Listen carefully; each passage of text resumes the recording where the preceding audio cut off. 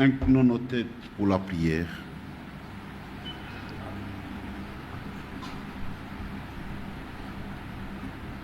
Notre Dieu et notre Père, merci de tout cœur pour cette opportunité. Tu as permis, Seigneur, que nous venions dans ta maison, dans ta présence. Nous sommes devant ta face. Nous attendons à toi avec joie. Nous avons chanté pour ta gloire. Nous sommes tes sujets. Tu as versé ton sang pour notre achat. Tu as payé le prix. Et nous portons la responsabilité de louer.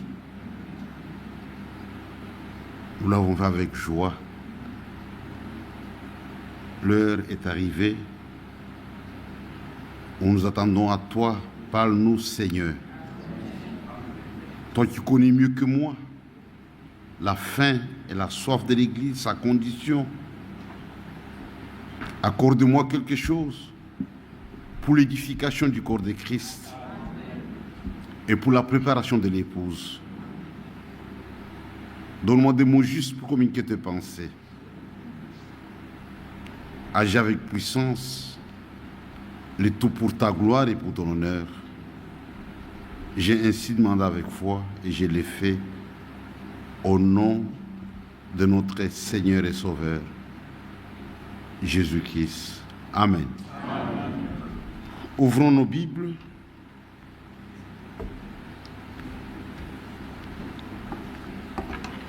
Dans la première épître de Paul aux Corinthiens, chapitre 10,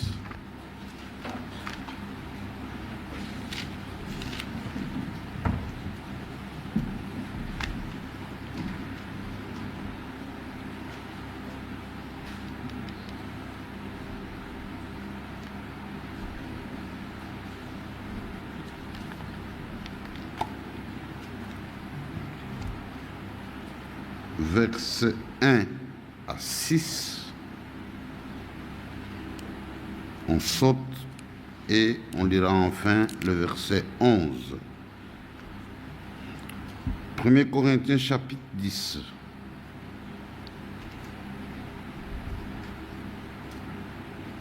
Nous lisons la parole de Dieu.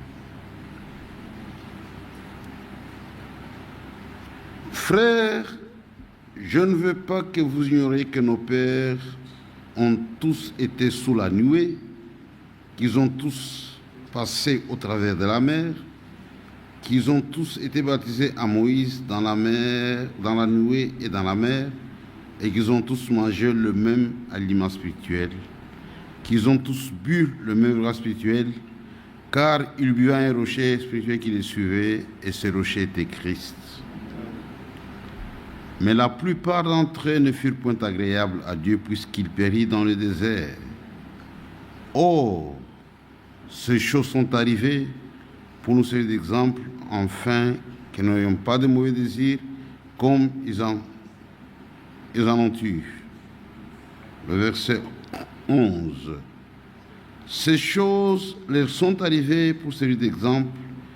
Elles ont été écrites pour notre instruction, à nous qui sommes parvenus à la fin des siècles. Amen. Amen.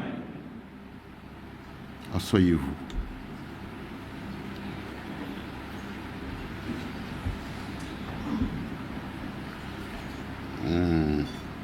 Je vais m'attarder sur le verset 5. La plupart d'entre eux ne furent point agréables à Dieu, puisqu'ils périrent dans le désert.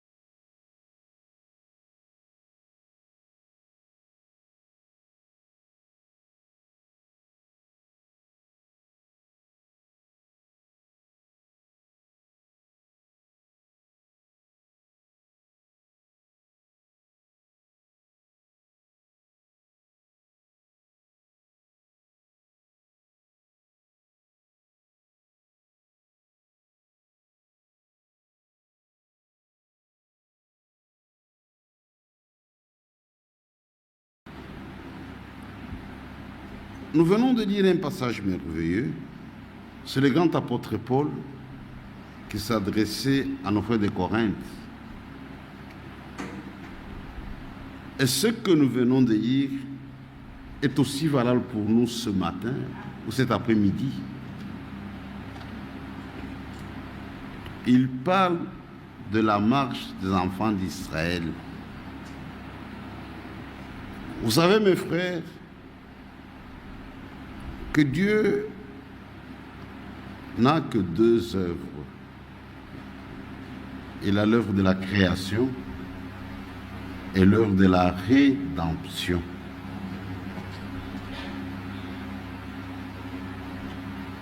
Le Créateur et le Rédempteur, c'est la même personne.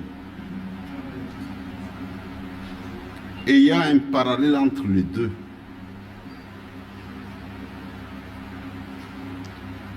Et Dieu traite de façon précise avec deux groupes. Il y a d'un côté Israël, et de l'autre vous avez son Église ou l'Église du Nouveau Testament, dont nous faisons partie. Si je suis cet après-midi devant vous, c'est parce que vous êtes là. Si vous n'étiez pas ici, je ne serais même pas ici à cette heure. Pour ma part, c'est que Dieu a de plus précieux ici à Paris, c'est son Église. Il n'y a que ça. Et Dieu nous a honorés. Notre présence freine certaines choses. Vous vous rappelez d'Abraham quand il intercédait en faveur de l'autre. Dieu lui dit que s'il y a 5 justes dans le pays de Sodome, je vais épargner cette ville. Il y a des choses qui n'arrivent pas parce que vous et moi nous sommes encore sur la terre. Attendez seulement que lui soit enlevé. Les grandes tribulations vont s'abattre sur cette terre. Revenons à notre texte que nous avons lu. Paul parle des enfants d'Israël, de leur marche. La marche d'Israël dans l'Ancien Testament, c'est le type de la marche de l'Église du Nouveau Testament. C'est-à-dire, quiconque veut comprendre ce que Dieu poursuit avec son Église, c'est ça la référence que Dieu donne. Ce que Dieu avait fait avec Israël dans les naturels, ce qui se passe avec nous dans les spirituels, c'est la même chose.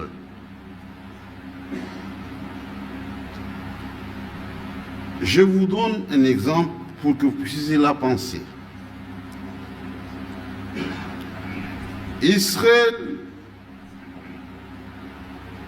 devait marcher avec Dieu. D'abord, ils étaient esclaves en Égypte. On ne sert pas Dieu étant esclave. Il fallait qu'ils sortent, ils devaient sortir. Et Dieu devait utiliser un libérateur, Moïse, pour leur sortie. Et Frère Branham a donné un message intitulé « Le troisième exode ». Dieu a ses chiffres. Le chiffre 3 est en rapport avec la perfection. C'est-à-dire que Dieu est parfait en 3. Il n'y a pas 3 personnes en Dieu. Il n'y a qu'un seul Dieu rendu parfait en 3. Père, Fils et Saint-Esprit, c'est le même Dieu. Il y a eu un premier exode, un deuxième, un troisième. Et nous sommes au 3e exode, c'est la fin. Le Seigneur revient bientôt. Dieu envoie Moïse en Égypte pour libérer Israël. Un prophète puissant en parole et en acte. Mais observez, Malgré les miracles, Pharaon n'avait pas lâché. Maintenant, Dieu dit à Moïse, je vous donne un des signes, vous l'appliquez et vous sortirez. Il fallait immoler l'agneau et appliquer les sang. C'était obligatoire. Quiconque voulait épargner sa vie, il devait se placer sous les sang, pas autrement. Moïse lui-même devait être sous les sang. Il dit, quand vous ferez cette chose-là, je descendrai moi-même. Ça y est, Moïse, tu dois quitter là, tu te retires. Parce que la délivrance appartient à l'Éternel. Celui qui sauve, qu'est-ce que j'essaie de vous montrer? Le miracle de Moïse n'ont pas donné la libération. Il fallait appliquer les sangs. Et aujourd'hui, c'est la même chose. Dieu a envoyé un grand prophète. Il y a eu la colonne de feu. Il y a eu beaucoup de choses. Mais le salut ne vient que de Dieu. La délivrance est en Christ. Jésus seul délivre. Et notre délivrance est dans le sang de l'agneau, le sang qui a été versé. Mais au temps de Moïse, ils avaient immolé un agneau. C'était une préfiguration de quelque chose. Quand Jésus est venu sur cette terre, Jean-Baptiste pouvait seul le présenter correctement. Il dit, voici l'agneau de Dieu qui ôte le péché du monde. Donc, la marche des enfants d'Israël dans les naturels, c'est notre marche aujourd'hui. C'est exactement la même chose. Frère Branham lui-même disait ceci.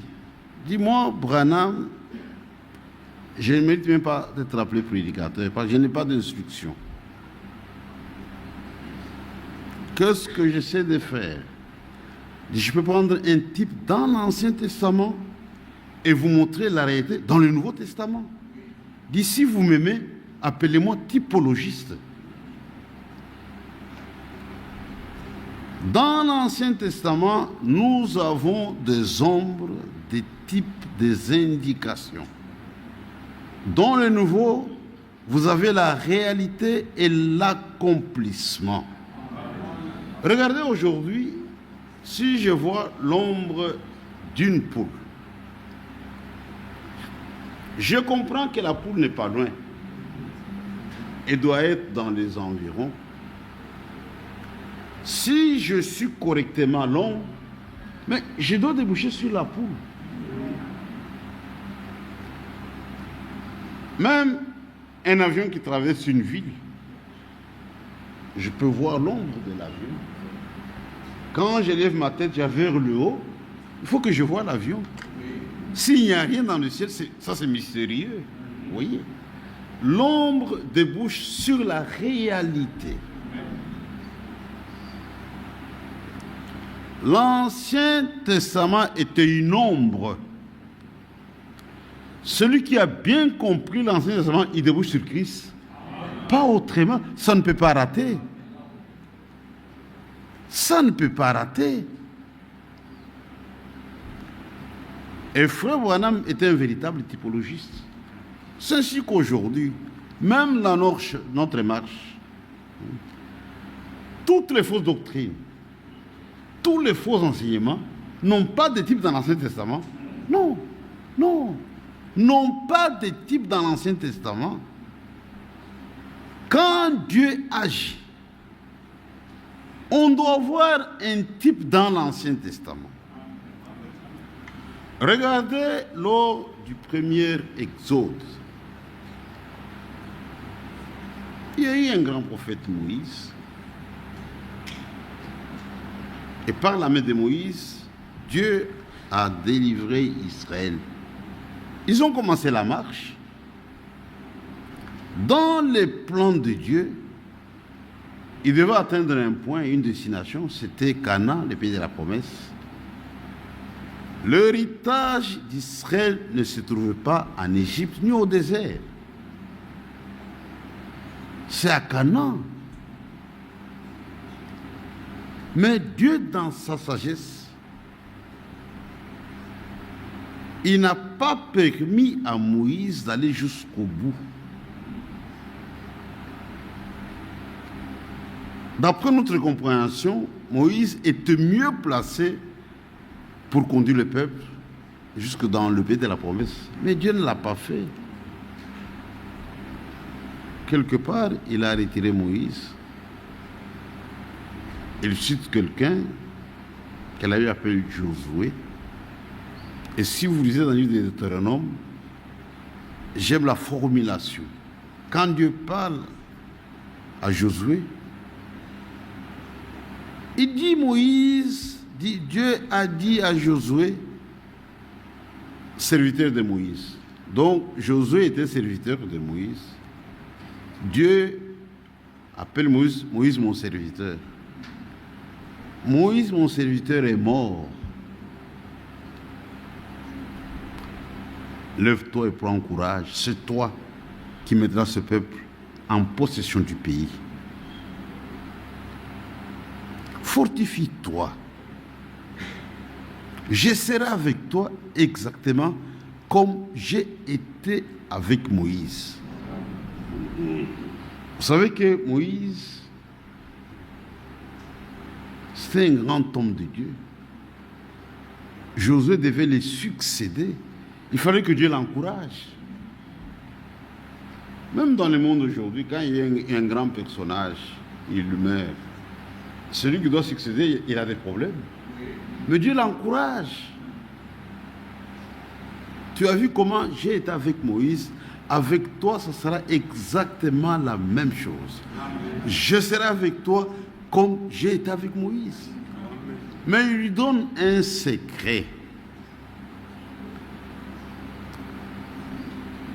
Médite ces livres de la loi jour et nuit.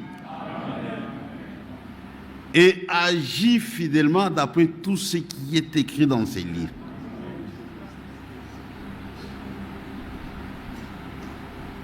Il est impossible aujourd'hui de réussir en dehors de la parole de Dieu. Il n'y a que ça. C'est ce qui fait notre force. C'est ça la force de l'Église croyante, la parole de Dieu. Tant que nous gardons la parole de Dieu, nous sommes forts. Quand vous vous écartez, vous êtes foutus. Dieu n'a jamais lié son peuple à un homme. Dieu lie son peuple toujours à sa parole. Amen. Et Josué comprenait ces secrets. C'est pourquoi Josué, dans sa marche, quand le temps était arrivé pour que le peuple entre en possession du pays, tu vois, il y a eu une nouvelle disposition. Il dit, écoutez, maintenant nous allons entrer. Personne ne connaît les chemins. Il appelle les sacrificateurs. Il dit, chargez l'arche. Vous mettez devant. Tous. Nous allons nous placer derrière l'arche. Tous. Même Jésus lui-même était derrière la parole de Dieu. C'est la parole qui doit tracer les chemins. Amen. Si la parole va à gauche, on va à gauche. Si à droite, tu vois, c'était un nouveau ministère. La parole était placée devant. Et aujourd'hui, l'histoire se répète. Frère Branham, il en parle dans un message, je crois, la parole et la séance originale, dit, prends ta plume et écris. Là, c'est le Saint-Esprit qui dicte quelque chose à Frère Branham, il note. Il dit, Josué, c'est le type du conducteur à la fin du temps de la grâce. Vous avez un type. Observez le comportement de Josué. Il a placé la parole en première position. Lui-même était derrière la parole. Ça dit, les hommes que Dieu a suscités aujourd'hui, ils se comportent de la même manière. Dans leur ligne de conduite, la parole d'abord, c'est la parole ou rien.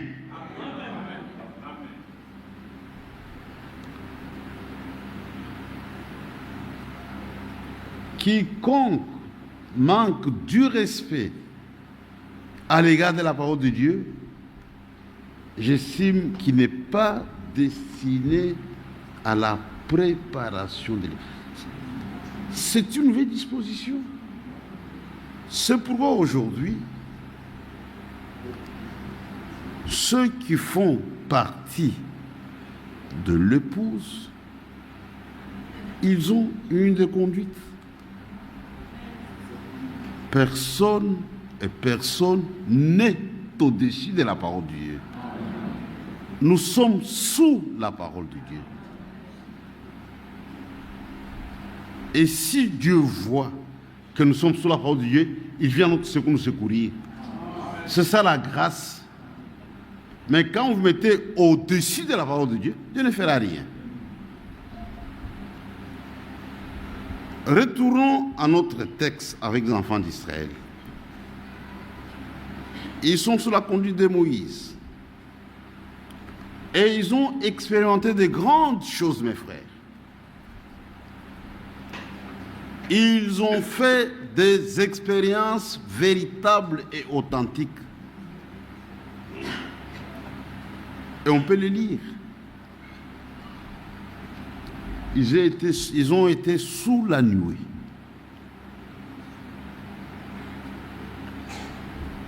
Pendant le jour, c'est la nuée c'est la colonne de feu. Tout le monde peut voir ça.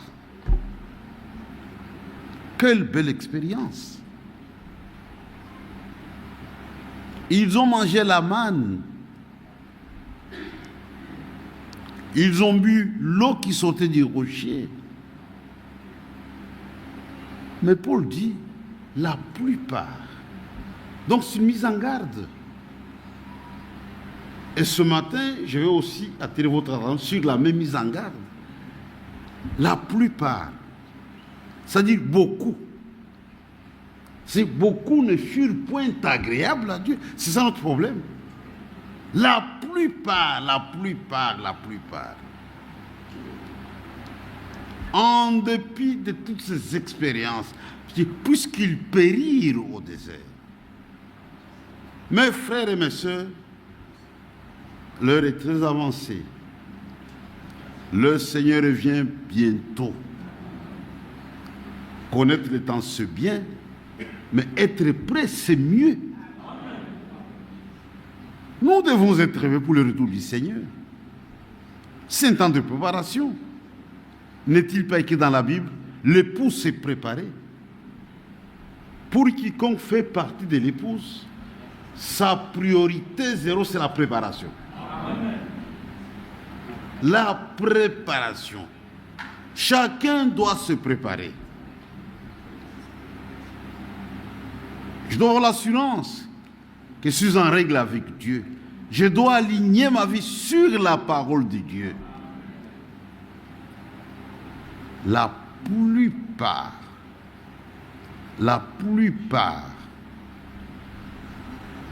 Frère Branham a fait une illustration. Ils étaient à peu près 2 millions. Mais parmi la vieille génération, il n'y avait que 2 vainqueurs, Josué et Caleb. Il fait un rapport, ce qui donne à peu près 1 sur 1 million. Donc c'était une haute sélection. 1 sur 1 million. Mais ils ont péri.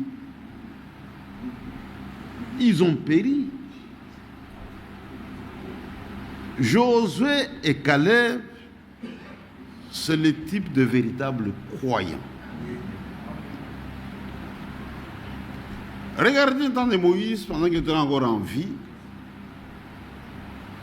il a été conduit par Dieu à envoyer des espions au pays de la promesse. Et c'était des chefs de tribus. Un par tribu, ça faisait 12. Les chefs du peuple allaient voir le pays, tout ça. Ils sont partis. Ils ont regardé. Ils disent en réalité, c'est un beau pays. Dieu a raison. Mais il y avait main. Mais nous y avons vu des géants, des enfants d'Anak. À nos yeux et à leurs yeux, nous sommes comme des sauterelles. Ils se sont dégradés eux-mêmes. Dieu les élève et se dégrade. C'est impardonnable. Quand Dieu vous élève, Dieu vous honore, vous dégradez, c'est impardonnable. En d'autres termes, ils ont trouvé Dieu menteur. Ils étaient effrayés par ce que leurs yeux voyaient. Ça, ce n'est pas la foi. La foi s'accroche à la parole de Dieu. Quand Dieu dit quelque chose, même si tout paraît sombre, je m'accroche à ce que Dieu a dit. Regardez pour la guérison divine, on ne peut pas l'expliquer, parce que c'est du surnaturel. Un médecin qui ne croit pas, quand vous lui dites que vous avez les cancers, vous verrez l'ancien, il va prier avec l'onction d'huile, Dieu va vous guérir, mais il va secouer la tête. Il dit, mais ça se dit jamais, parce que c'est du surnaturel. On ne peut pas saisir avec la pensée charnelle. Nous servons un Dieu surnaturel et nous-mêmes nous sommes surnaturels. Nous avons des choses étranges, mais que nous trouvons dans la Bible. La foi est contre la sagesse. Nous ne croyons pas, c'est Dieu qui a dit. Et il a raison. Prenez la prophétie concernant la naissance du Messie. Une vierge va concevoir. Amenez ça dans un des gynécologues, des médecins. Examinez un peu ça. Une vierge dit, mais non, c'est du jamais vu. Parce que d'après la science, pour parler d'une grossesse, il faut qu'un homme et une femme qui soient ensemble. Mais pas une vierge, non, non, non. Mais Dieu qui avait prononcé la parole, il l'a accompli. Parce qu'il reste Dieu. Ces gens ont expérimenté de grandes choses. Et l'histoire se répète. Aujourd'hui, nous avons vu de grandes choses. Je prends par exemple la colonne de feu. Nous sommes dans l'âge du retour de la colonne de feu sur la terre, dans notre âge. Elle est revenue sur la terre, elle a été même photographiée. Dieu a permis que ça soit photographié. Les gens se promènent avec ça. Mais combien ont compris le sens de la chose? Pourquoi Dieu a fait ça? C'est pour nous amuser. Dieu ne nous amuse pas. J'ai toujours dit, si aujourd'hui sur cette terre, il y avait encore des véritables théologiens comme Paul, il croirait ce message. Regardez Paul, c'était un bon théologien. Il persécutait la véritable Église avec son grand savoir. La véritable connaissance de Dieu, ce n'est pas révélation. Maintenant, c'était un homme correct, un homme honnête qui agissait par ignorance. Et ça, c'est positif. Quelqu'un qui est honnête et qui agit par ignorance, il a droit à la vérité. Mais si le cœur est faux, là on est foutu. Dieu nous accorde selon les désirs de notre cœur. Paul était honnête. Paul était sincère. Et Paul agissait par ignorance. Dieu a vu ça dans le cœur de Paul. Il a droit à la vérité. Et Paul est sur le chemin de Damas pour aller persécuter les véritables croyants. Parce que pour lui, c'était des hérétiques. Il fallait les arrêter. Et Dieu dit maintenant, je vais me révéler à Paul dans la forme qu'il me connaît. Paul voit la colonne de feu.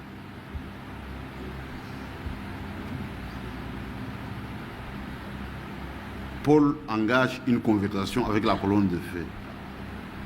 Il dit, Saul, Saul, Saul, pourquoi me persécutes-tu? Il dit, mais qui es-tu, Seigneur? Et ça, c'est grave. Paul appelle cette colonne de feu Seigneur. Pour un juif, il n'y a qu'un seul Seigneur, c'est Dieu. Parce qu'il a examiné,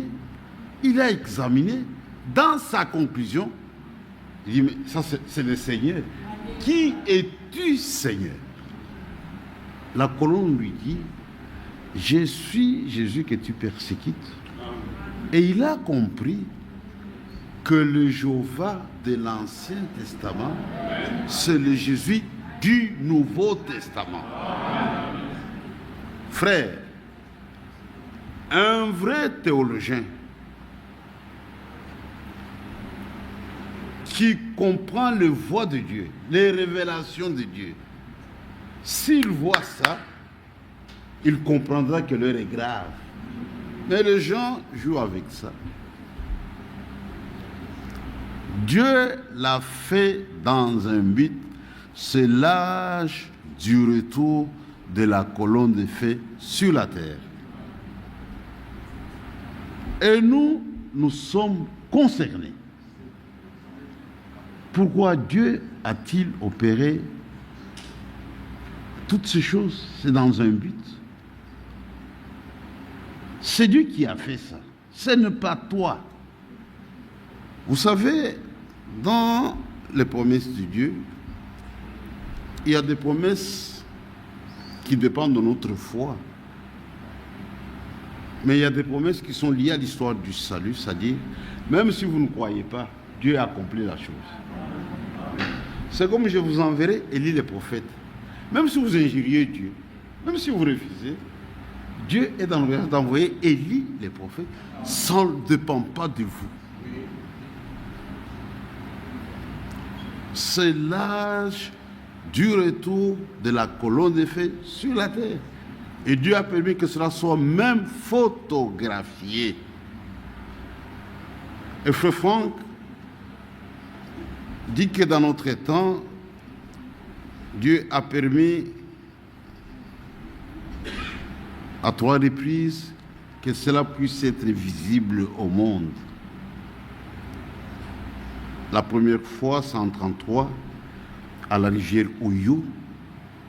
Quand Branham a reçu sa commission, on a vu la chose. Deuxième fois, c'est avant l'ouverture de Sceaux. La troisième fois, c'est avec mariage et divorce.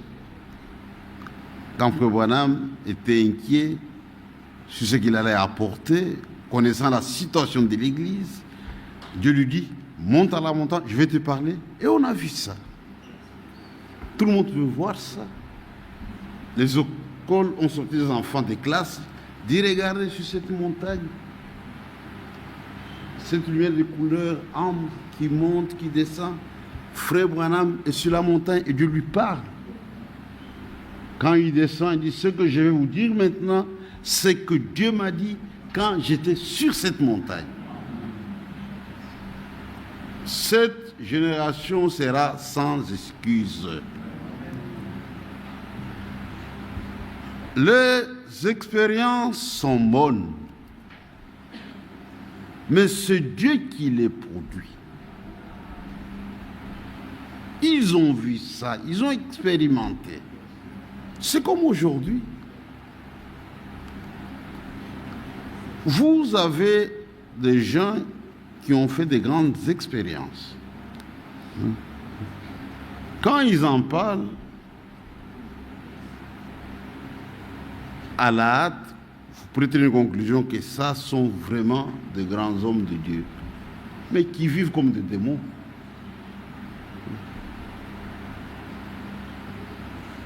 Frères, les expériences sont très très très bonnes. Mais la plus grande expérience, même la meilleure, c'est vous-même. Le plus grand miracle, c'est votre changement. C'est ça, le plus grand miracle. Je vis des gens prêcher comme des anges et vivre comme des démons. Prêche comme un ange, mais vivre comme un démon. Il y a des choses que nous voyons, que nous pouvons expérimenter, mais l'heure a sonné pour que quelque chose se passe à nous. Chacun devrait être témoin d'une véritable transformation de son être intérieur. Et nous avons un problème que les autres n'ont pas. Cela nous met sous tension, sur lequel nous voulons être agréables devant notre Dieu. Pas devant les frères, pas devant le monde, mais être agréable devant Dieu. Dieu aime ça. Et ça fait partie du plan de Dieu, du programme divin. Dieu a une œuvre qu'on appelle l'œuvre de la rédemption. Parmi les sauvés, vous avez aussi deux groupes. Vous avez les appelés et vous avez les élus. Dans le groupe des sauvés là, vous avez les appelés et vous avez des élus. Personne n'a la liste des élus. Vous savez, si on avait cette capacité-là, les choses seraient faciles. On pouvait seulement rassembler les élus, dire hey, venez vous les aider ici. On prêche aux élus, ça n'existe pas. Nous prêchons comme si chacun d'entre nous était élu. Mais Dieu seul connaît les élus. Et aujourd'hui, avec la parole de Dieu, chacun peut s'identifier à quel groupe il appartient. C'est plus facile, frère. C'est plus facile. Et ça peut même se vérifier. Chacun peut s'identifier à quel groupe il appartient. Il y a un plan qui concerne les élus. Mais dans une assemblée, même la mienne à Lubumbashi, c'est un mélange. Vous avez des incrédules, vous avez des semi-croyants, et vous avez de vrais croyants. Nous, on ne le connaît pas, Dieu le connaît. Mais votre comportement, votre vie, c'est ça votre identification. Je ne peux pas m'identifier à une expérience, à un miracle. Ma vie doit être conforme à la parole de Dieu.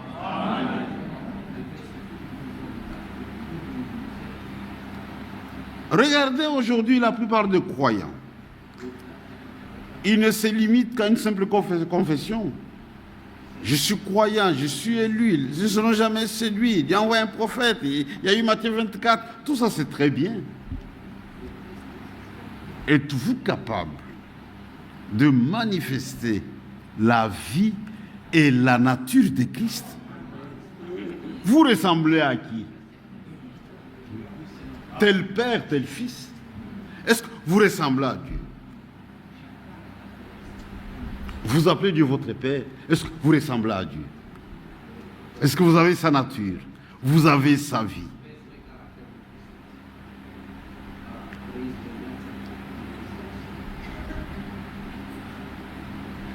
Les élus sont une particularité.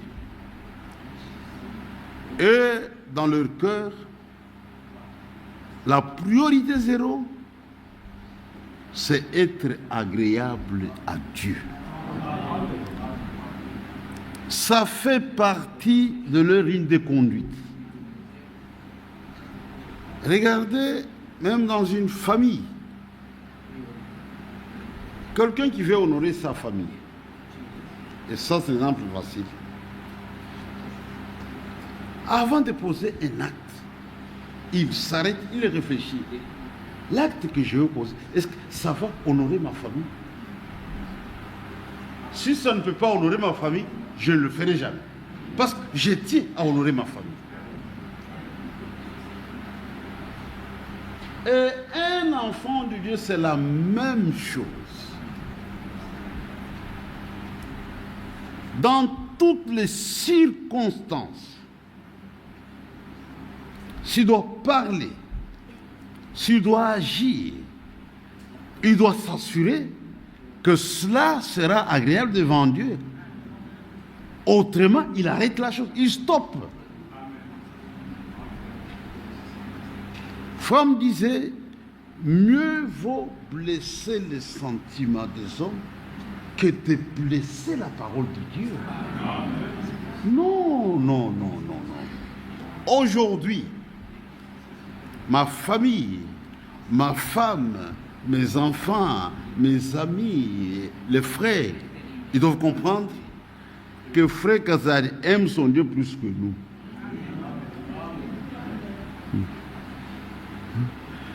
Je ne peux pas aimer ma femme plus que la parole de Dieu. Ça n'existe pas. Parce que mon premier amour, c'est pour Dieu. Tu aimeras ton Dieu de tout ton cœur, toute ton âme, toute ta force. Mais pour la femme, je dois l'aimer comme mon corps. Mais le premier amour est réservé à Dieu. Mais on vous sert. N'aimez pas votre mari plus que Dieu. Ça n'existe pas. Votre mari, il est le chef de votre corps. Il n'est pas le chef de votre âme.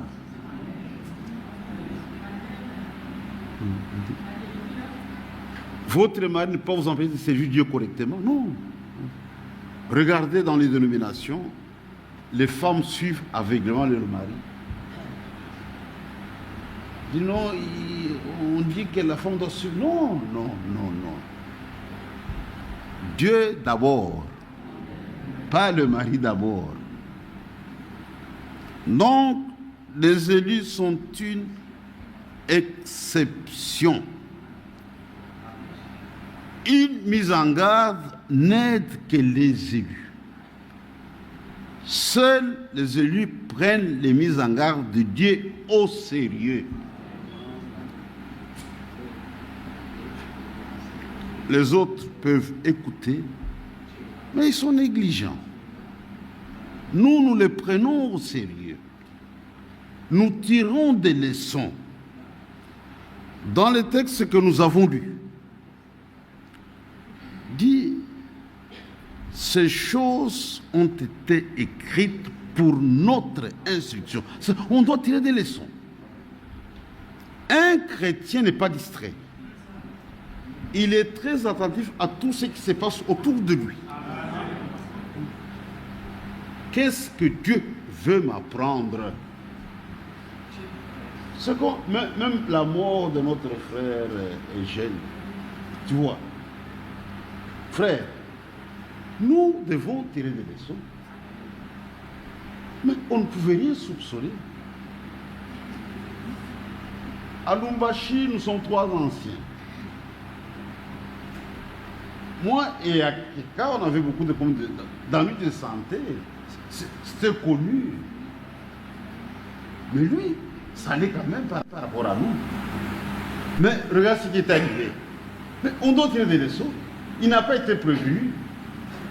Dieu n'a pas prévu. Les jeunes, prépare-toi, je vais te... Non. Personne n'a été prévu. On doit tirer des leçons. Ce qui est arrivé est jeune. Mais on doit tirer des leçons. Si toi tu meurs n'étant pas prêt, c'est fini, tu es cuit.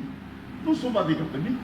Il n'y aura pas de messe ici pour que tu quittes le purgatoire. Non, n'hésitez pas. On doit être prêt à tout moment.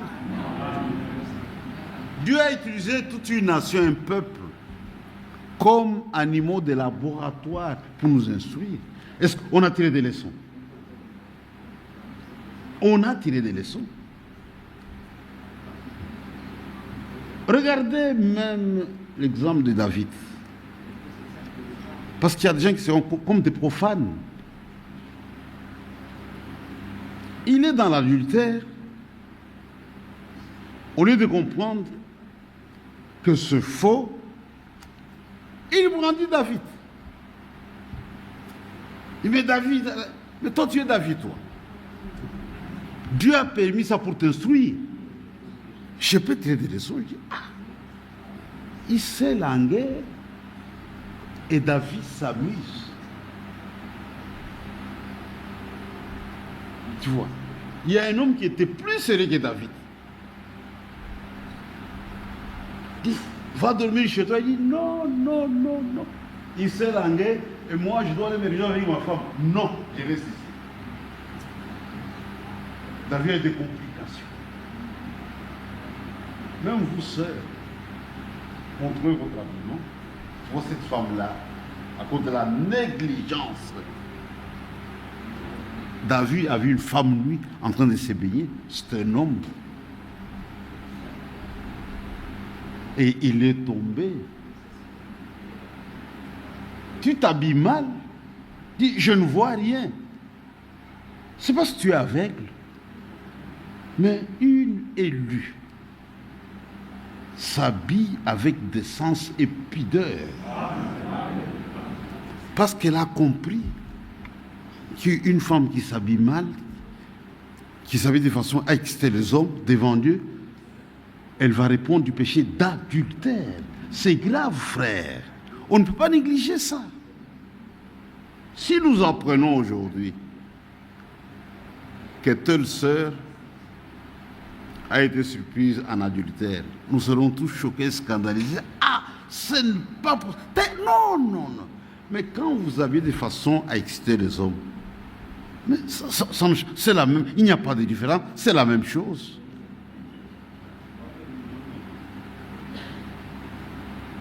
On doit tirer des leçons. Nous sommes très attentifs à tout ce qui se passe autour de nous. Un jour, j'étais avec mon frère Kaka à l'hôpital Sendo à Lubumbashi. On était sur le point de quitter l'hôpital. Il pleuvinait. On attendait la fin de la pluie, tout ça. On a vu des infirmières venir avec un homme là malade sur la civière. Ils l'ont déposé devant nous. Et ils sont repartis. On était troublés. Mais qu'est-ce qui s'est passé? Mon frère, qu'est-ce qu'il y a? Dit, j'ai fait longtemps l'hôpital. Je suis incapable de faire les factures. Maintenant, on m'a chassé de l'hôpital à cause des dettes. Et il n'avait personne sur place. Il dit, comment Dieu a-t-il permis qu'on l'amène quand nous sommes là? J'ai dit, Kaka, on ne doit pas fuir la responsabilité. Si on était parti d'accord, ben on est là, il n'y a personne aussi. Il fallait faire quelque chose. Amen. Pourquoi Dieu a permis ça? Il n'y a pas de hasard. Amen. Dieu a utilisé un peuple pour nous instruire, nous. Mais on doit tirer des leçons. Ce sont des mises en garde. Ne nous contentons pas des expériences. C'est Dieu qui opère ça. Mais il faut que Dieu transforme notre vie. que quelque chose se passe en nous.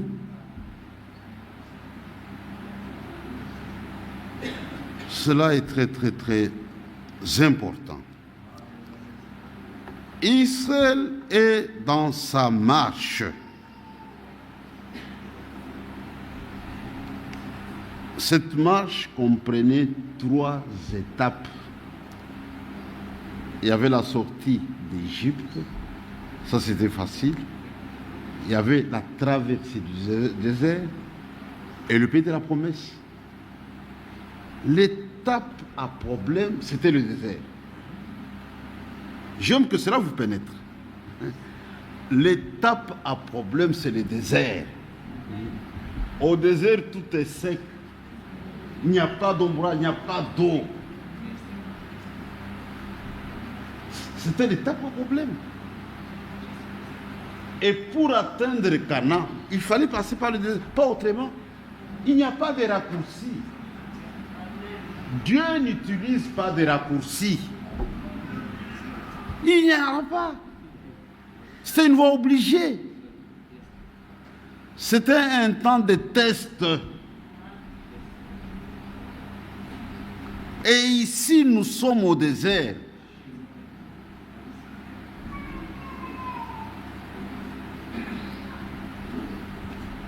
Quand nous croyons, c'est bien, mais n'oubliez pas qu'il y aura un temps où Dieu testera notre foi. La foi doit être testée. Quand tout va bien, c'est plus facile. Mais la vraie nature, il faut passer par le test. C'est comme Abraham, notre père dans la foi. Le père de croyance, c'est Abraham. Dieu a testé sa foi. Dieu lui donne un fils dans sa vieillesse. Et Dieu réclame, tu me l'offres. Frère, c'était une épreuve. Abraham n'a pas appelé Sarah, dit Sarah, écoute, il y a une épreuve, on va gêner, prions, qui dit ça c'est mon épreuve à moi, Abraham. Il a dit à Sarah, on va avec le jeune homme, nous allons revenir. Il a dit Isaac, tu prends du bois et quelques serviteurs. Ils se mettent en route vers le lieu d'adoration. Ils arrivent quelque part, ils disent, vous serez restés ici, nous allons avec Isaac. Et Isaac avait du bois. Il n'a pas vu l'animal de sacrifice. Il dit, papa, comment est-ce qu'on va s'y prendre? Il dit, notre Dieu s'appelle Jéhovah Jireh. Lui-même, il va résoudre ça quand nous serons là. Abraham arrive au lieu, sacrifice, il arrange l'autel, il termine. Il dit, Isaac, tu sais, quand on venait, tu m'as posé la question du sacrifice. Maintenant, je dois dire la vérité, le sacrifice c'est toi. Isaac n'a pas fui, parce que c'était le type de Christ, c'était un vrai croyant. Il dit, Dieu m'a réclamé, dit gloire à Dieu. Il est monté sur l'autel. Abraham ne jouait pas une comédie, il a pris le couteau pour tenter d'égorger Isaac. Dieu dit, stop! Maintenant, je vois que tu me crains. Et frère Branham a utilisé cette situation pour donner un message. Les œuvres sont l'expression de la foi. Amen. Une foi sans œuvre est morte. La foi produit ses œuvres, les œuvres de la foi. Celui qui croit, il prouve qu'il croit. Dieu a testé la foi d'Abraham. Dieu doit tester ma foi. Dieu doit tester ta foi.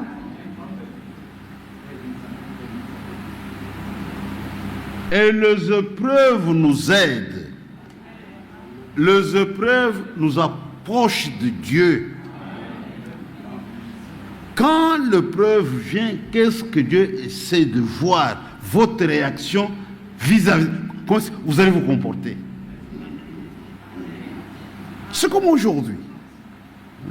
Les gens peuvent parler en mal de moi. Ils peuvent me critiquer.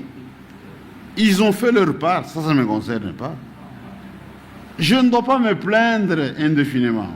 On me critique, on a dit non, non, non, non. Mais mon comportement à leur égard, ce qui compte pour Dieu, Dieu va m'écouter sur ce point-là. Comment je vais réagir à leur égard? Si vous vous brouillez avec quelqu'un, après la brouille, vous développez de mauvais sentiments à son égard. Votre cœur est faux. Votre cœur est faux. Vous êtes malade. Un chrétien, ce n'est pas ça. Dieu nous met à l'épreuve. Comment est-ce que nous réagissons? Ce qui est important. Ce qui est important. Et en rapport avec notre temps, nous avons les types de Job. Jacques en parle. C'était un homme béni, un homme intègre, craignant Dieu malgré tout ça. Il est passé à une épreuve. En un jour, Satan a tout détruit, sa richesse, sa famille, sa santé en un jour, pas dans un mois. En un jour, Job est resté ferme. Sa propre femme dit, chérie, j'ai un conseil d'exhortation. Dans ces situations, maudit Dieu et meurt. Il dit, pas question. Dieu a donné, Dieu a repris, que son nom soit béni. Maintenant, quand le Saint-Esprit commente la vie de Job,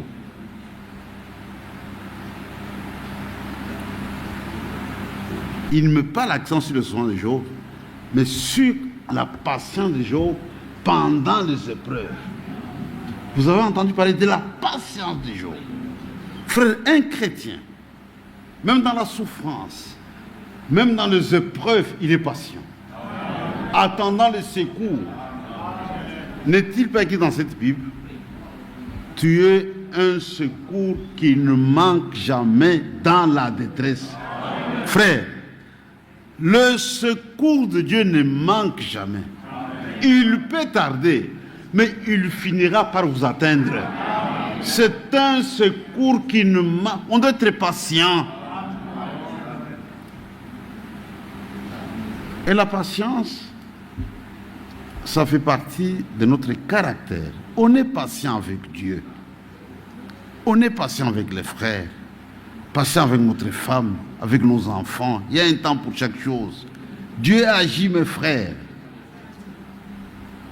On est patient. On doit être patient. Le chèque, c'était au désert.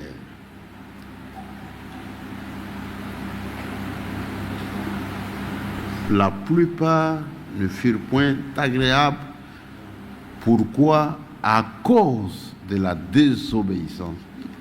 Ils n'ont pas obéi. Ils n'ont pas obéi. Ils n'ont pas obéi. Et aujourd'hui, sur cette terre, si nous avons des problèmes, c'est à cause de la désobéissance. La désobéissance d'Adam, c'était un fils de Dieu désobéissant. Il n'y a que deux, le premier Adam et le second. Le premier était désobéissant, c'est le premier Adam. Et à cause de la désobéissance, il nous a tous entraînés dans la mort. Nous faisons les frais à cause de la désobéissance d'Adam. La justice de Dieu est différente de la justice des hommes. Chez les hommes, chacun paye pour ses forfaits. Si je fais des choses, ma femme ne pourra jamais répondre pour ça. C'est moi. Mais regardez Dieu dans sa justice. Un seul pêche et toute l'humanité est condamnée. Nous sommes condamnés par représentation.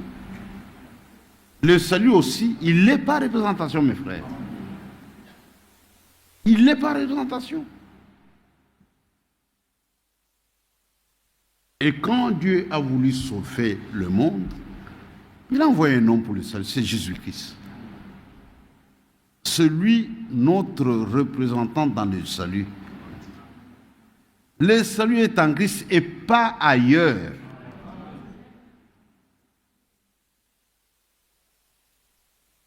Adam était désobéissant. C'était la chute du premier chef-d'œuvre. Mais Dieu ne restera jamais vaincu. Il devait recommencer un autre chef-d'œuvre. Il a posé la fondation avec le patriarche. Il y a eu l'écho, ce sont des prophètes. Et à la fin de la tête, c'était Jésus-Christ qui est venu. Lui était obéissant. Obéissant en toutes choses.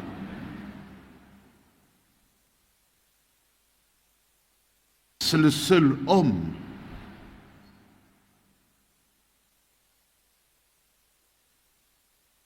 qui avait fait toute la volonté de Dieu. Il disait aux Juifs, Moïse ne vous a-t-il pas donné la loi? Et nul l'a observé. Il dit, qui pourra m'accuser d'incrédulité? Qui pourra? Qui? Personne. Même ses ennemis. Pilate a dit, je ne trouve aucun crime dans cet homme. C'était un homme parfait sur toute la ligne. C'est le seul homme zéro faute. C'est le seul homme, le Seigneur Jésus-Christ. Obéissant en toutes choses. Lisez avec moi quelque chose dans Ésaïe 40, rapidement. Ésaïe 40.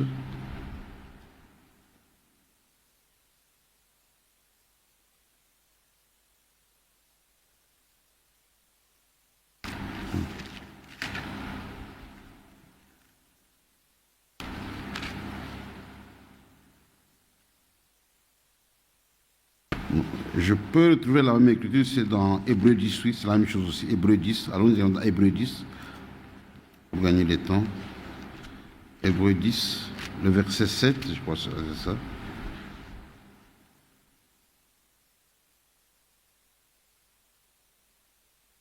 Oui, Hébreux 10, verset 7. Alors je dis, voici, je viens pour faire, ô Dieu, ta volonté.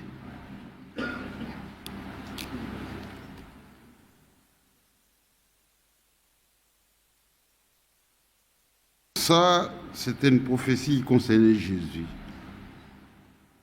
Depuis que le monde a existé, pour la première fois, on a eu quelqu'un sur la terre capable de faire la volonté de Dieu. C'est le Seigneur Jésus-Christ. Jésus est différent de tous les hommes. C'est le deuxième Adam. Le premier était désobéissant.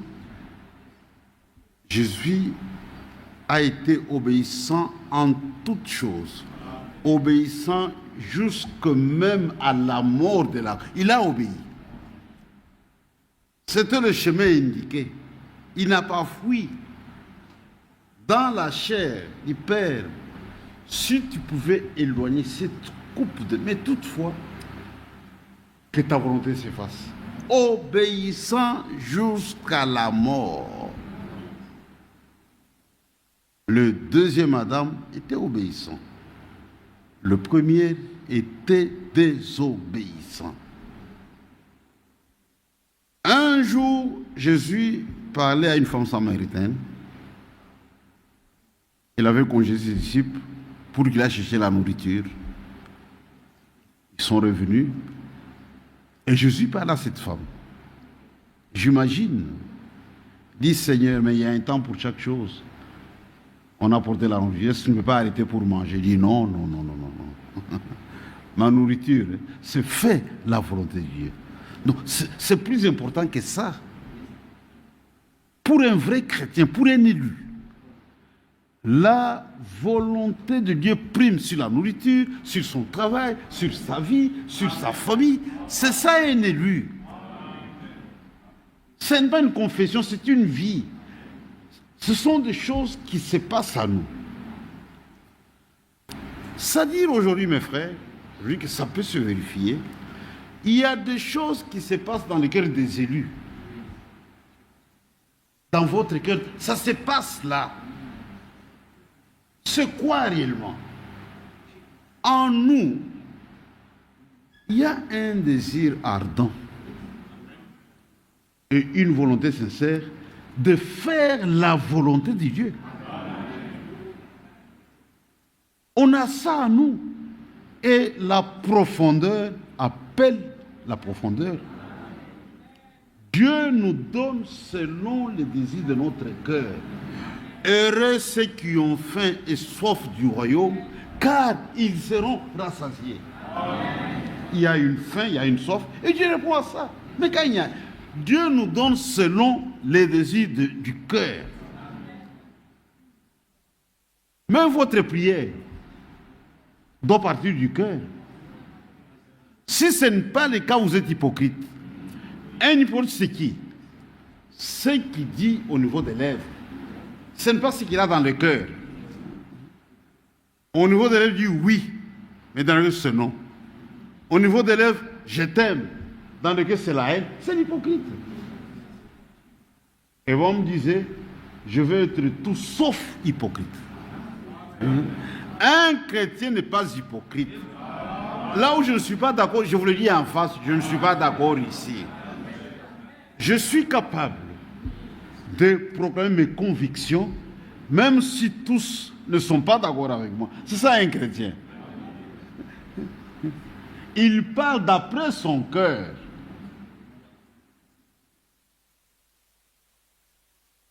Jésus était obéissant en toutes choses.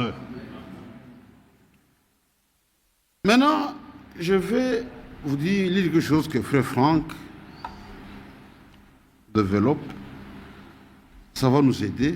C'est dans la brochure mariage premier ancien. J'ai la brochure des Suisses.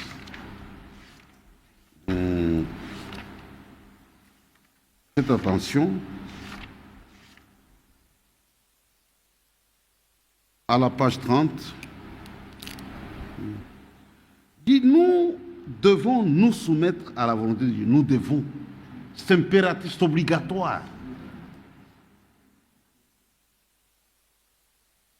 Frère, un chrétien n'est pas libre. Détrompez-vous. Nous sommes libres à l'égard du péché. Mais quand il est question de la parole de Dieu, nous nous soumettons. C'est-à-dire, je plie ma volonté à la volonté de Dieu. Quand je vois ce que Dieu a dit, je prends ma volonté, je plie ça. Devant la parole, je n'ai pas de volonté, je me soumets. Nous devons nous soumettre. Nous devons. C'est impératif, c'est obligatoire. Et non seulement en parler. Beaucoup parlent de la volonté de Dieu. Mais combien sont-ils soumis à la volonté de Dieu? C'est ça la différence. On en parle trop. Mais la soumission est nulle. La soumission est nulle.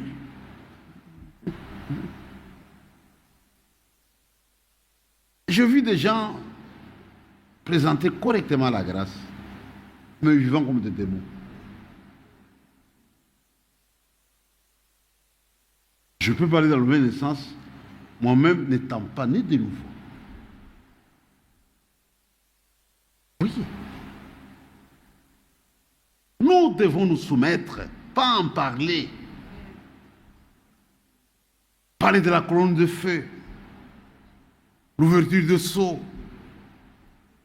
l'envoi du messager, Franck.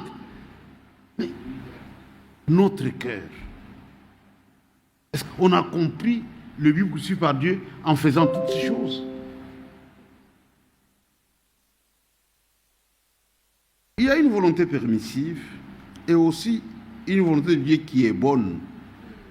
Ici, Frère Franck a utilisé la Bible d'Arby, c'est Romains 12, vous trouverez cela. Il y a une volonté de Dieu qui est bonne, agréable et parfaite, et une volonté permissive. Là, il nous a beaucoup aidés.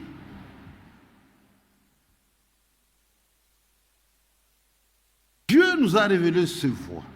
Nous comprenons ce que Dieu poursuit avec son Église à la fin du temps de la grâce.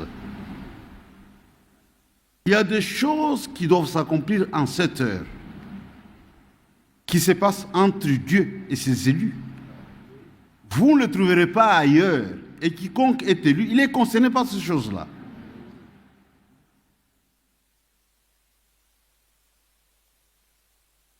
Frères, nous sommes appelés à une autre élection. Nous avons un plan à part, un programme à part.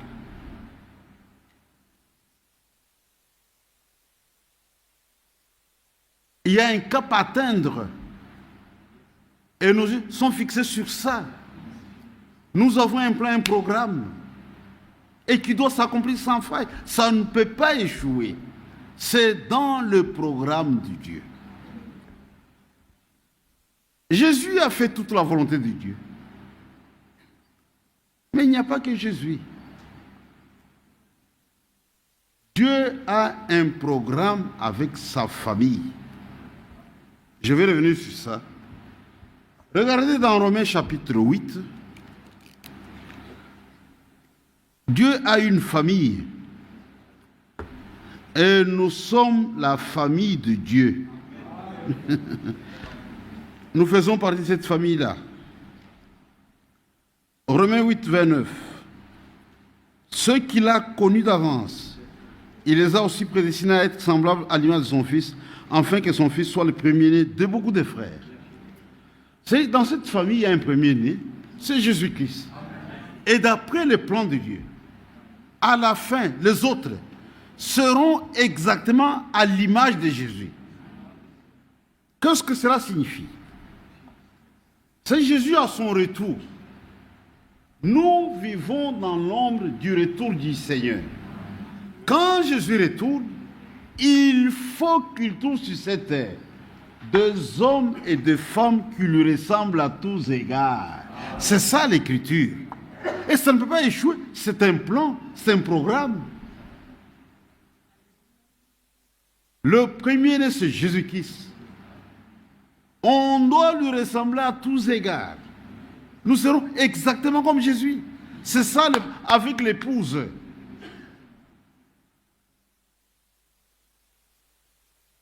Jésus était totalement plongé dans la volonté de Dieu. Et dans notre temps, Dieu a fait l'histoire du salut. Il a envoyé un message. Il a envoyé sa parole qui nous révèle ce que Dieu veut. Et nous le savons avec exactitude. On ne tâtonne pas, mes frères.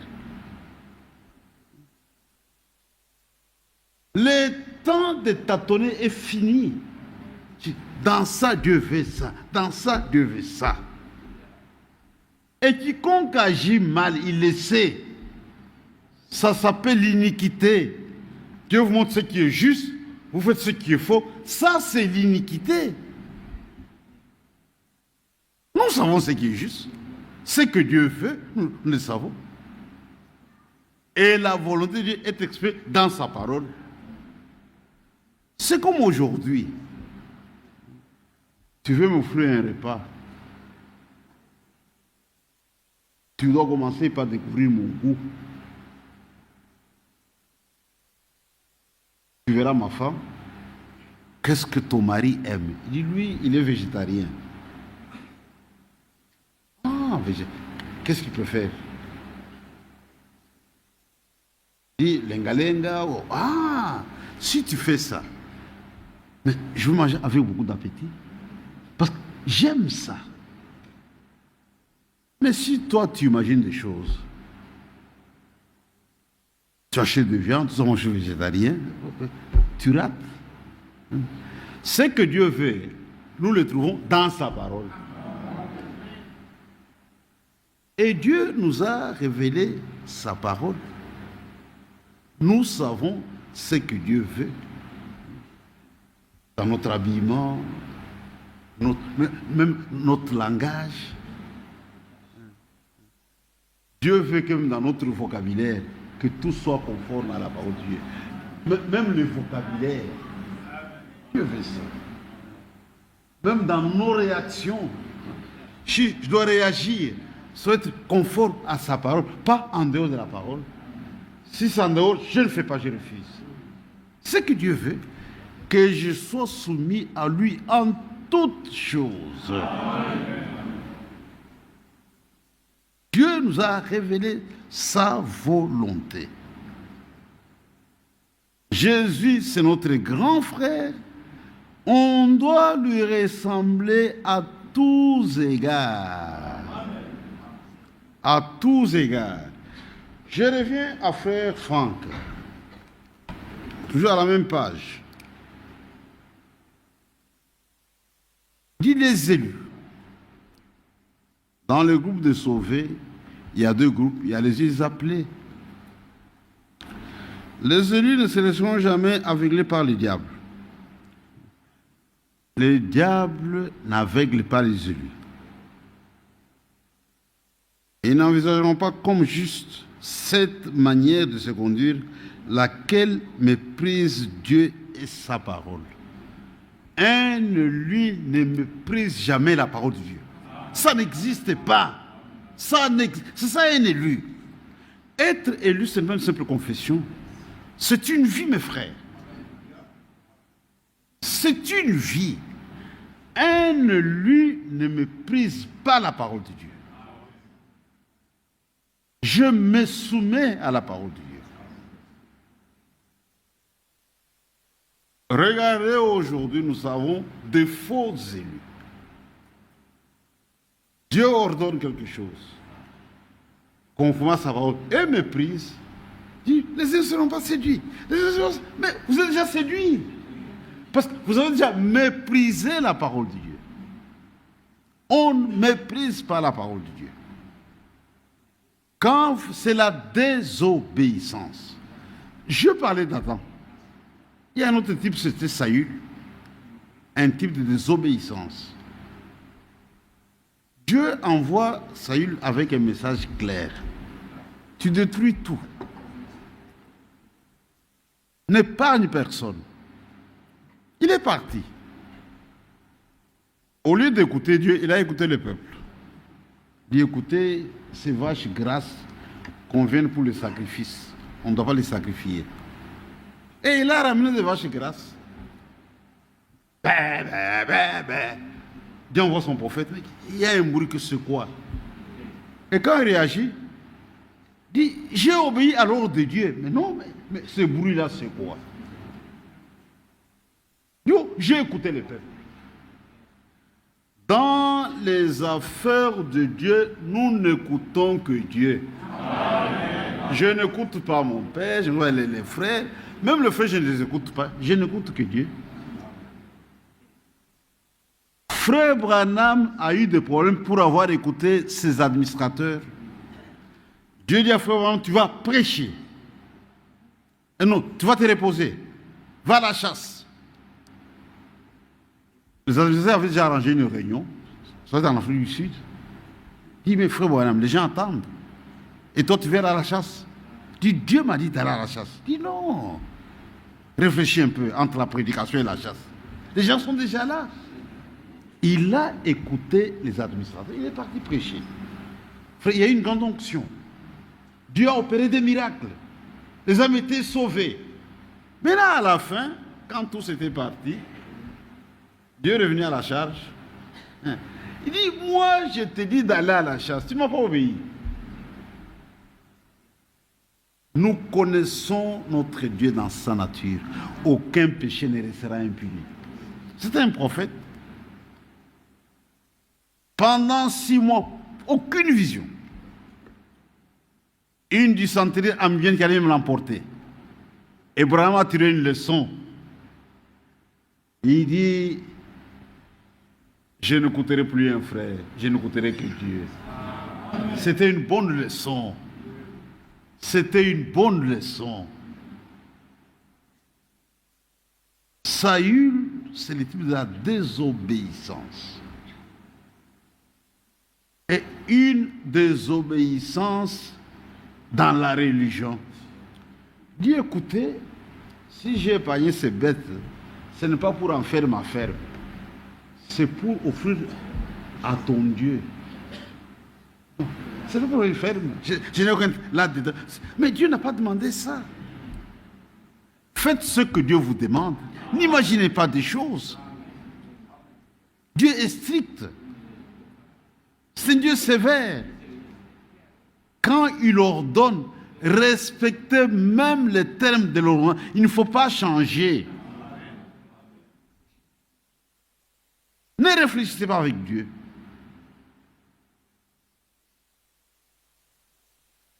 Et Saül avait fait les frais. Il avait perdu la royauté. Saül fut rejeté. Aujourd'hui, c'est la même chose. Dieu n'est pas lié à un prophète, ni à un docteur. Dieu est seulement lié à savoir la parole. Un prédicateur qui abandonne la parole de Dieu, Dieu l'abandonne. Et frère, on dit abandonner de tels prédicateurs parce que Dieu les a déjà abandonnés. Dieu n'est pas lié à un homme. Dieu est lié à sa parole. Et Dieu nous a tous liés à... On doit obéir, mes frères. Il y a un temps de preuve, mais votre réaction, ça compte. Il y a une volonté parfaite. Je continue ma lecture. Les élus veulent à tout prix, nous tendons vers la fin, expérimenter le perfectionnement et l'achèvement de l'œuvre de Dieu en eux, en faisant la parfaite volonté de Dieu. Ça, c'est la phrase clé. Les élus veulent à tout prix. C'est-à-dire, quel que soit le prix à payer. Eux veulent ça, les élus, pas les appeler. Pas les appeler, veulent à tout prix, à tout prix. Quel que soit le prix à payer. C'est-à-dire, si Dieu nous demande de ramper pour faire sa volonté, nous nous rampons. On n'hésite pas. On ne négocie pas. On est prêt à tout sacrifier. Dit, le royaume de Dieu, c'est comme une perle de grand prix qu'un marchand cherchait. On a dit au marchand, la perle est dans un champ quelque part. Il dit, ça va. Si tu veux avoir cette perle, tu commences par acquérir les champs. Il dit, ça coûte combien? On nous montre la facture. Il dit, dans sa joie, il a tout vendu. Dans sa joie, pas dans son regret. Il y a des gens qui regardent d'être chrétiens et disent, aïe, aïe, aïe, aïe, maintenant je suis bloqué. Nous avons honte du passé. Dit, on a perdu beaucoup de temps dans le monde. Quand nous sacrifions des choses pour le royaume de Dieu, nous le faisons avec joie. Ça, c'est un élu. Quand il fait ce que Dieu veut, il a la joie. Il a la joie. Il a tout vendu pour acquérir ses champs. On est prêt à tout sacrifier. Nous vivons à l'ombre du retour du Seigneur. C'est-à-dire aujourd'hui, nous faisons toutes choses en tenant compte du retour du Seigneur. Et on doit être prêt à tout moment. Si Jésus revient maintenant, suis-je en règle avec Dieu? Suis-je en ordre? C'est un temps de purification. Je dois avoir cette assurance dans mon cœur que je suis prêt pour le voyage. Pendant le temps de Covid, un frère était très malade à l'hôpital, il m'a appelé, je suis allé là-bas. C'était plein de gens. J'ai marché sur les gens, tout ça. Il me voit. Il dit, frère, je ne t'ai pas appelé pour la prière. Il dit, je suis prêt pour le voyage. Ça, c'est un chrétien. Il dit, je suis prêt pour le voyage, frère. Et je n'ai pas prié pour sa maladie. J'ai commencé à lui parler de l'au-delà. Les gens étaient autour, ils ne comprenaient rien. Le plan du voyage, comment ça se passe. Et quand j'ai fini, on a glorifié le Seigneur. Et 2 jours après, il est parti. Il dit, je suis prêt pour le voyage. Est-ce que sommes-nous capables de dire la même chose? Il dit, je suis prêt pour le voyage, frère. Je suis prêt pour le voyage. Un élu, c'est une vie. Il a ça en lui. Ils veulent à tout prix.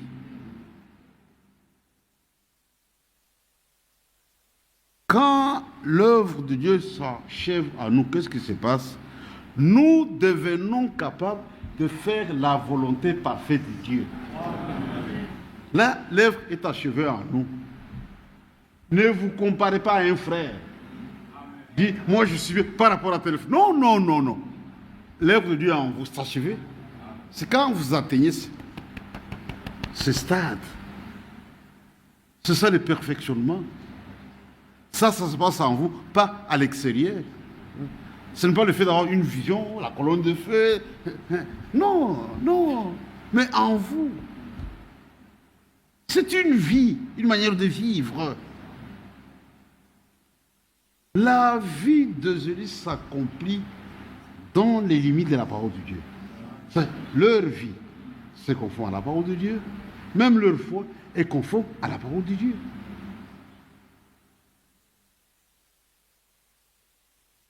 Maintenant, écoutez, pour les appeler, il est possible que la volonté permissive de Dieu leur suffise.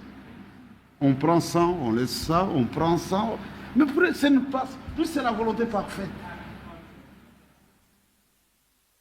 Même dans notre discernement, les autres n'ont pas ça. Les autres n'ont pas ça. Nous avons les discernements des choses les meilleures. Les discernements des choses les meilleures. Je vois Paul en parle dans Philippiens. Regardez un jour, Jésus était chez 2 femmes, je crois Marie et Marthe.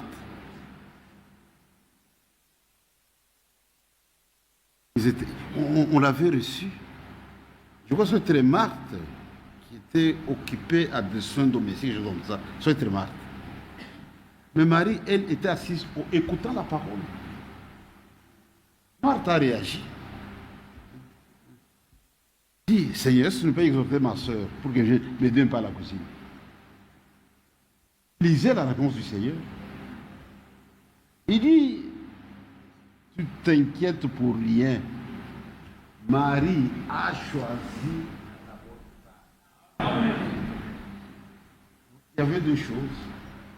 Apprêter un repas pour Jésus et être assis pour écouter la parole. Jésus n'a pas loué Marthe. Jésus a plutôt loué Marie. Dit, son discernement est juste. Et aujourd'hui, j'ai vu ça quelque part, les gens qui s'absentent de la prédication pour des futilités, nous avons affaire à une séduction religieuse dans la religion. Non, mettez chaque chose à sa place, mais il y a la priorité 0, c'est le royaume de Dieu. Amen. C'est le royaume de Dieu. C'est pourquoi, mes frères, on doit faire très, très, très attention. Le Seigneur revient bientôt. Amen. Il vient prendre des vies agréables. Des hommes et des femmes qui lui ressemblent à tous égards. Dieu nous a révélé sa volonté que le monde ignore. Nous portons des très grandes responsabilités. On doit faire cette volonté, pas en parler. Dieu a révélé, Dieu a dit, frère Franca, tout, c'est très bien, mais faites ça. Faites ça. Et le chemin est facile. Je dois parler selon la volonté de Dieu. Je dois parler selon la volonté de Dieu. Je dois me comporter selon la volonté. Même mon vocabulaire, même dans ma vie personnelle, dans la vie de la famille, même dans l'église, ça s'apprime. Ça s'apprime. Dans la véritable église, c'est Jésus qui règne. C'est sa volonté. L'homme doit disparaître. L'homme doit être effacé. C'est Jésus, c'est sa volonté. On se soumet. Soit je vous disais, si nous sommes des chrétiens, même s'il y a un problème, si chacun peut se soumettre, dit, frère, nous avons un problème. Quelle est la volonté à ce sujet? Je m'invite, mais c'est résolu dans 5 minutes. Même c'est résolu. Un de l'une ne résiste pas à ça. Un de l'une ne peut pas résister à ça. Ça n'existe pas. Il a cette bonté. Il est créé comme ça.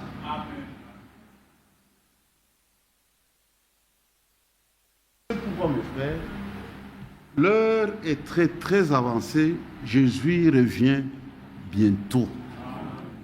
Il y a des choses qui se passent à nous. Ce qui est important, le plus grand miracle, c'est d'abord moi-même, pas les autres. Et Fromm disait que le plus grand ennemi de William Branham, c'est Branham ou... Non. Non, frère, vous voyez, c'est ma femme. Non. Qui m'empêche de servir Dieu. Non, non, non, non. C'est toi le problème. C'est toi le problème. Même si la femme est compliquée, on peut servir Dieu. Même si elle est païenne, on peut servir Dieu. L'heure a sonné pour que chacun fasse de véritables expériences avec son Dieu.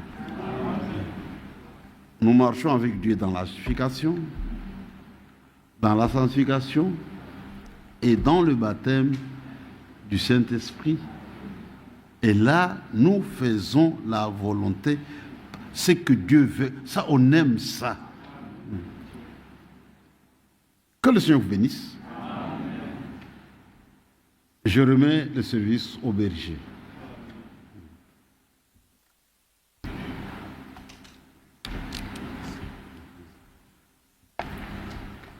Que le nom de notre Seigneur soit élevé. Amen. Nous allons nous mettre debout, ça ne nécessite pas de commentaires. Je crois que le Seigneur a parlé à chacun de nous.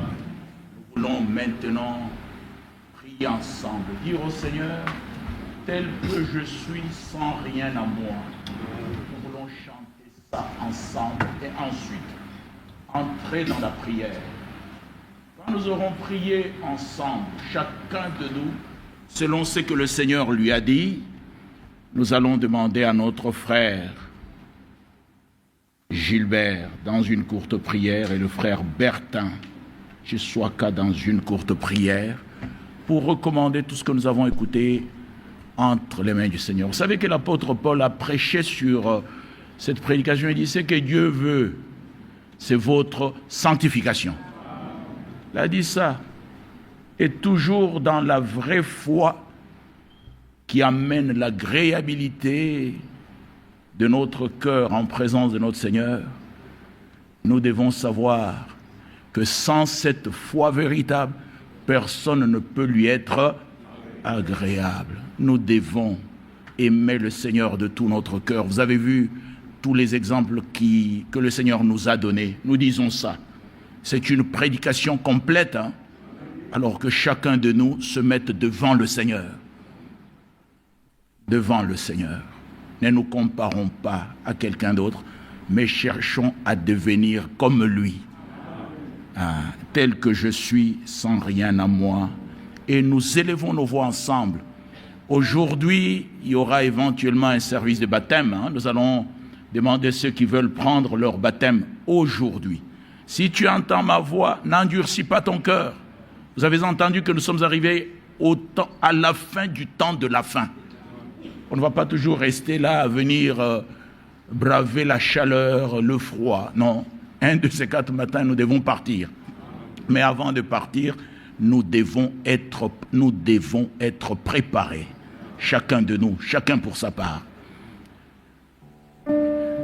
Tel que je suis, sans rien à moi, sinon ton sang versé pour moi et ta voix qui m'appelle à toi, agneau de Dieu, je viens,